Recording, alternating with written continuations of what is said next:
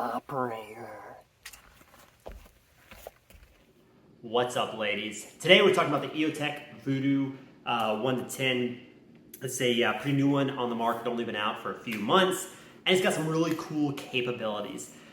Guys, I don't usually drop too long didn't listens or didn't reads up front, but I'm going to go ahead and tell you with this one, I feel like it's maybe a longer review. So this has some pretty phenomenal technology that's totally new. You know, 5 years ago, 10 years ago, we didn't have 1-10x's. You know, for a long time, the Army's like sniper rifle just had a fixed 10x.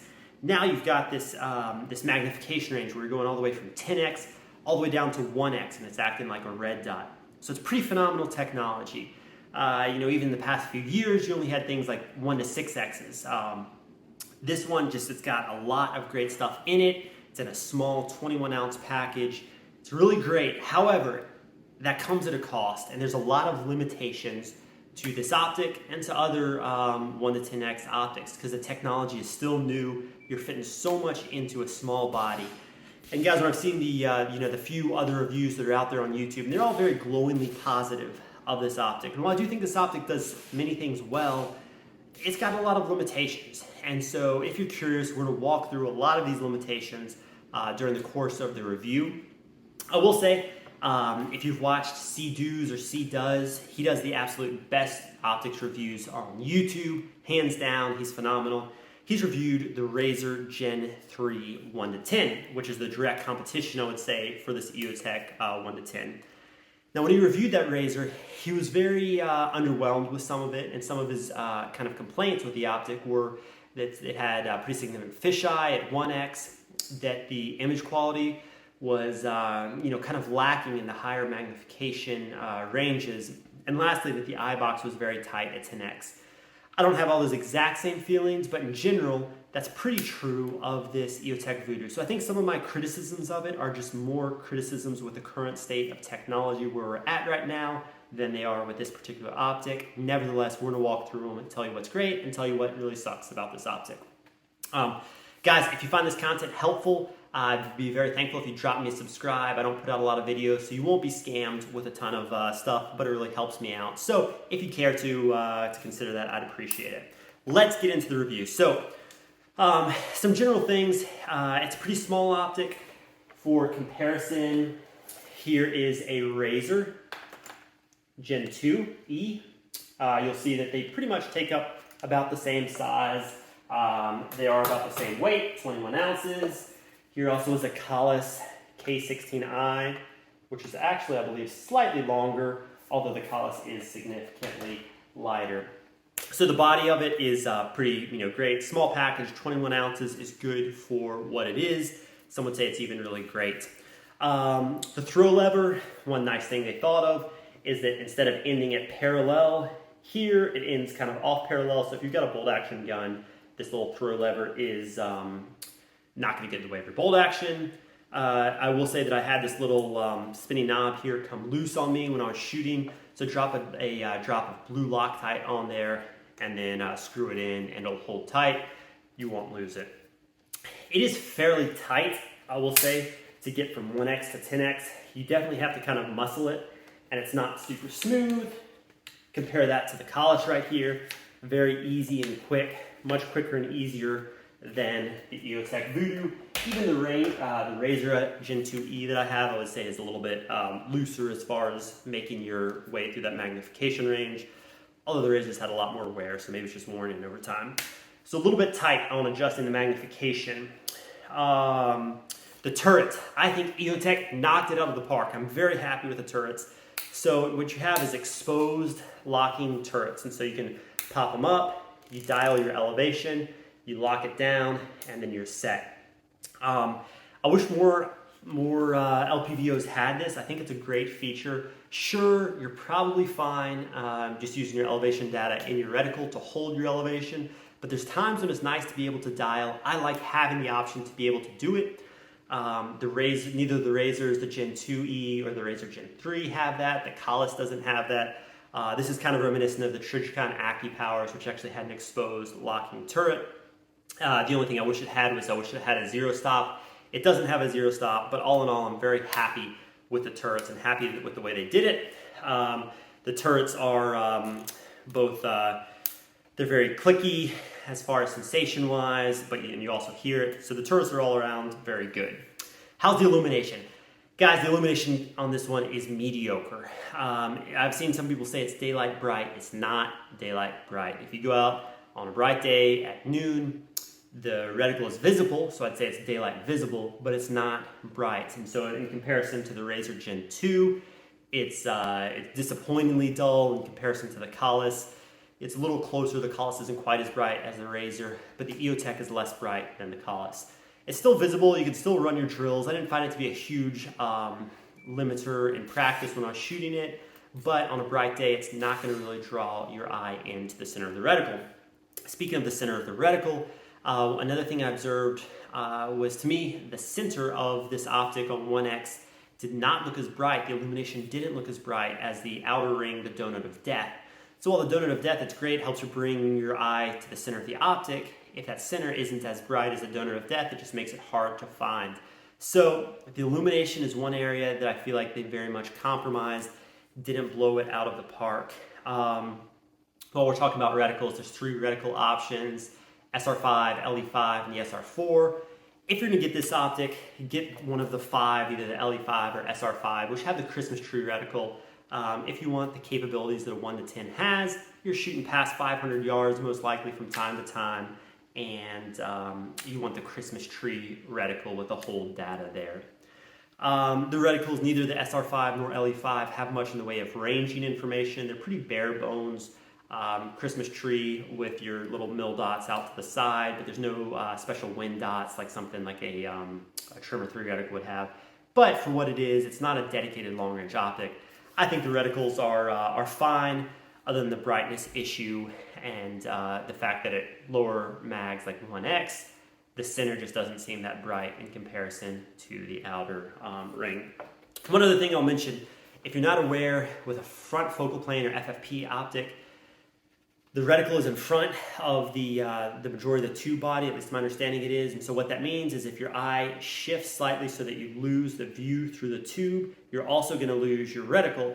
Now with the second focal plane optic, the reticle, I believe, is at the back of the body. So if you lose your view through the tube, you can actually still see the reticle, even though looking through the tube, you only see black because your eye is inside the eye box. That's not a huge deal, but it's just something to note with this, which is a first focal plane, or the Razer Gen 3 or any other first focal plane optic. If your eye shifts just slightly and you lose your view through the tube, the reticle is going to disappear at the same point that the view through the tube disappears. All right, how's the 1X performance? The 1X performance is actually pretty good, other than the illumination issue, which is significant. The fisheye I didn't think was terrible. I thought the fisheye was actually slightly better than the Razer Gen 2E, and close to on par with the Kahles K16i, which is very, very high praise, because that's about as good as you get in my mind in many respects in the optic world. So the fisheye isn't bad at all. The field of view is also actually really, really darn good. I think it's advertised as being a foot wider at 1X than the Razer Gen 2E. Trying to judge that just subjectively with my eye looking down it, I did think that it looked like the Eotech Vudu 1-10x was slightly better than the Razer Gen 2E at 1X. Not as good as the Kahles K16i in terms of field of view, but the field of view is very good at 1X. And other than the illumination, you don't sacrifice a ton, and I think it does fairly well at 1X. Now, how does it do? How's the image at higher magnification? And this is where I think this optic really struggles. So past 6X, and that 6 to 10X range, the image is pretty darn soft, I think. And it's not like something like a primary arms or a bottom of the not bottom of the barrel, but a lower end optic. But compared to really good glass, it's not as crisp as I would like it. And it seemed to me like if my eye was focused on the center, the stuff kind of around the outside of the reticle was a little bit off focus. It wasn't all in the same focus. Now I don't know if that's an issue of parallax because it doesn't have a side parallax adjustment. I'm not exactly sure what the issue was, but I wasn't blown away. Now, C-Doos did say in his video that he noticed the same thing with the Razer. So I think again, it's just a limitation of the technology that's out there right now. You can only pack so much into a small body. How's the eye box and the eye relief? Guys, if you're not aware, eye box is how close does your eye need to be to the optic in order to get a good picture through it, or how far away can you get and still maintain a good picture.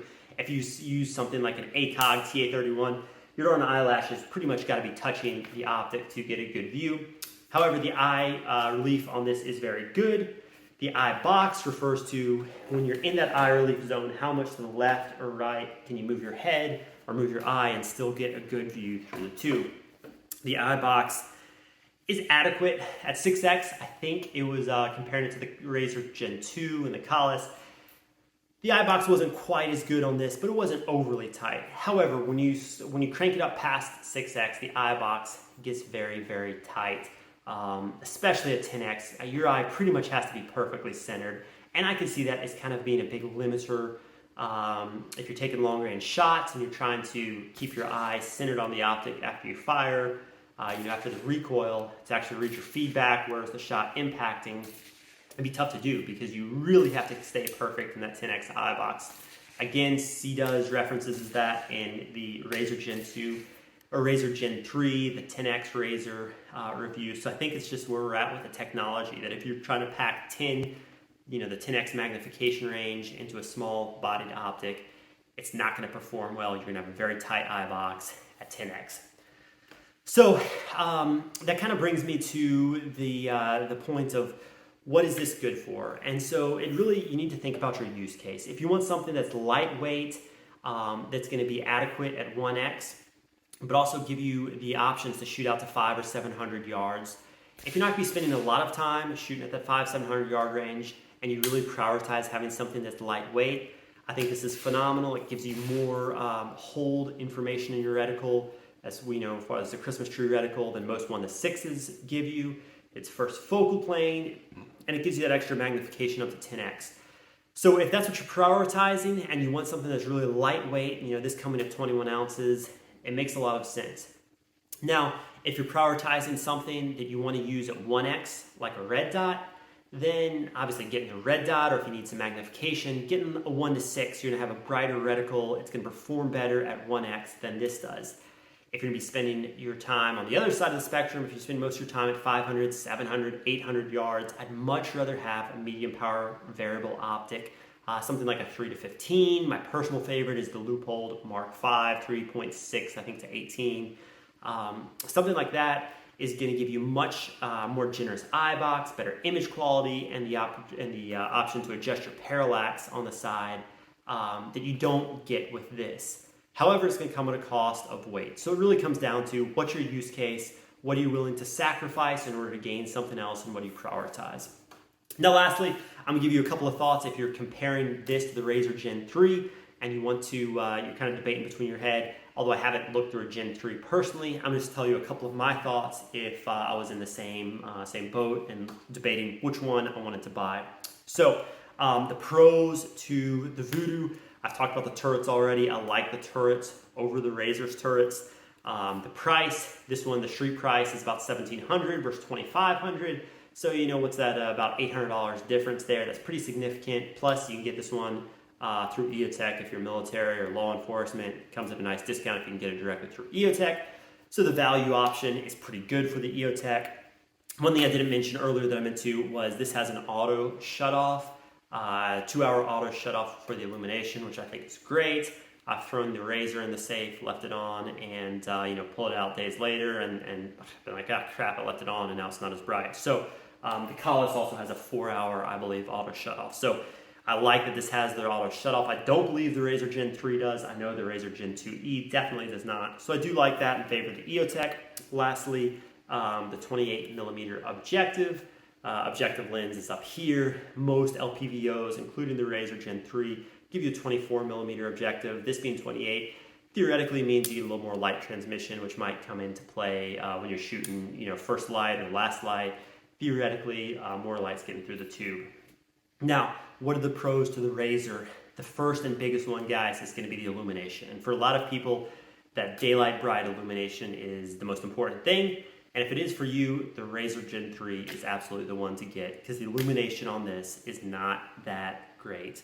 And lastly, I think maybe the edge on performance at long range. Might go to the Razor. Like again, I can't say because other than the Sea-Doo's video, I haven't seen one, but I wasn't blown away with the performance of this, with the clarity and focus of this at longer range. So I think maybe the Eotech might have the edge there, although it's just kind of subjective there. So guys, if you made it this far, thank you so much for watching. If you own this or the Razor, especially if you've compared both of them, I'd love to hear what you think in the comments. Thanks for taking the time to watch, and I hope you have a great day.